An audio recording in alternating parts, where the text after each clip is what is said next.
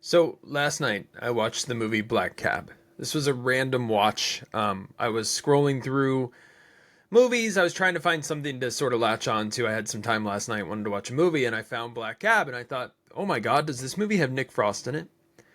And then I realized that is Nick Frost on the cover.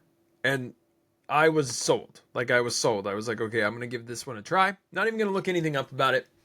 Not even going to do any research at all about this movie. I'm going to go in blind, completely blind to Black Cab.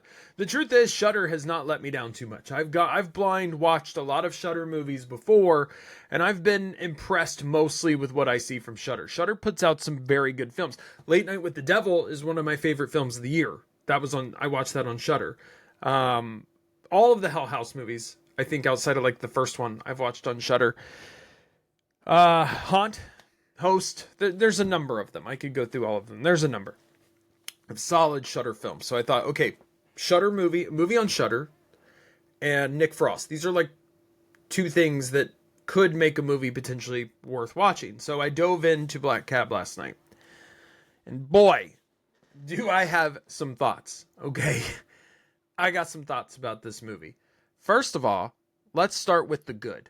What I would say was the good points of this movie, and honestly, it's really only one thing, and it's Nick Frost. He does a phenomenal job with what he's given here. He's Nick Frost. I mean, you know what you're getting with him, and the way this character was written and designed, his attitude and demeanor and personality fit very well with this character. He does a great job with what he has. Actually, honestly, if I'm thinking about it, all of the cast does a pretty great job with what they're given. The performances are good here. They're good. They certainly don't hold the film back. What holds the film back is its terrible pacing and its confusing plot. These are the two things that really held this movie back for me. I spent a lot of the movie confused as to why Nick Frost's character was doing what he was doing. I spent a lot of the runtime confused as to what we're trying to achieve here, what is happening. There's like sort of a twist at the end that I found confusing. I actually found everything just confusing. Everything was confusing. In one way or the other, everything was confusing. I just realized that my teeth and my tongue are a little blue because I had blueberries for breakfast. So forgive that. Everything was slightly confusing. Most of it didn't make sense. And at the very end, I was left in what I consider to be the worst position to be in at the end of a movie, where you're just sort of like, I don't know what the hell just happened. I really don't know what the hell just happened. So maybe I'm just a dummy. That's like a possibility. I could just be a dummy. But I thought that this plot was confusing. It also took us way too long to get there. The pacing of this film is slow. It's like so slow. It actually is so slow that it makes the film super boring, which is the worst thing a film can be. Let's be honest. Like, bad films are at least entertaining, and you can watch bad films and you can get some joy out of bad films. Boring films are unforgivable. Boring films put you to sleep. They waste your time. And at the end of Black Cab, what did I feel like? I felt like I wasted my time. That's how I felt. So the plot, confusing. The pacing, snail's pace, very slow. Doesn't fit what's going on. I didn't like it.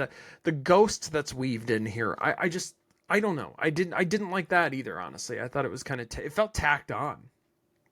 In a lot of parts. Now the end sort of like pulls all of that together, but I just didn't. I don't think it did a good job of that. So, Black Cab, what's my final rating? We're going to do a new rating system here. I'm not going to do 1 out of 10 anymore. That's boring. A lot of people do it. And what does that matter anyways? 10 is like a huge scale. I'm not going to do 1 out of 5 because it's hard to put movies in that scale. So here's what I'm going to do. We got 3 choices. You can either kill the movie, you can screw the movie, or you can marry the movie. We're going to do kill, screw, marry. That's how we're going to do our reviews going forward. And for Black Cab, this is an easy kill. I don't want to screw this movie. I don't think I ever want to watch this movie again. There are better Nick Frost movies to watch, and I'll just go watch those. I certainly don't want to marry this. It's not one of my best movies of all time. It's not a movie that I'll watch over and over and over again. I will never see this movie again. I promise you that. So we got to kill it. We got to kill Black Cab. That's our final review. So go see it. I didn't spoil anything on purpose. I'm not trying to spoil anything for you guys. But honestly, I would skip this one, and I wouldn't feel bad about it. Hey, thanks for watching, everybody. Hope you like it. Please like, share, subscribe. Do all the things. We got more content coming your way. I appreciate you. Have a great day, everybody.